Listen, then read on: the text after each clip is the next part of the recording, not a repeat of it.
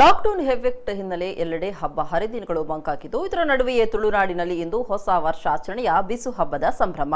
Corona ಬಿಗು ವಾತಾವರಣ ನಡುವೆ ಕಳೆಗುಂದಿದ ತುಳುವರ ಹೊಸ ವರ್ಷಾಚರಣೆಗೆ ತುಳುವಿನಲ್ಲೇ ಶುಭ ಕೋರಿ ಮುಖ್ಯಮಂತ್ರಿ ಯಡಿಯೂರಪ್ಪ ತುಳುವರ ಮನಸೆಳೆದಿದ್ದಾರೆ.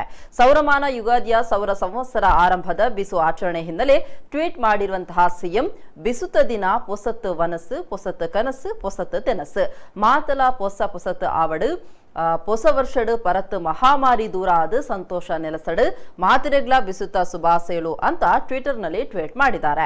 ಸಿಎಂ ಟ್ವೀಟ್ಗೆ ತುಳುವರು ಹರ್ಷ ವ್ಯಕ್ತಪಡಿಸಿದ್ದು ತುಳುವಿನಲ್ಲಿ ಟ್ವೀಟ್ ಮಾಡಿದ್ದಕ್ಕೆ ಧನ್ಯವಾದ ತಿಳಿಸಿದ್ದಾರೆ.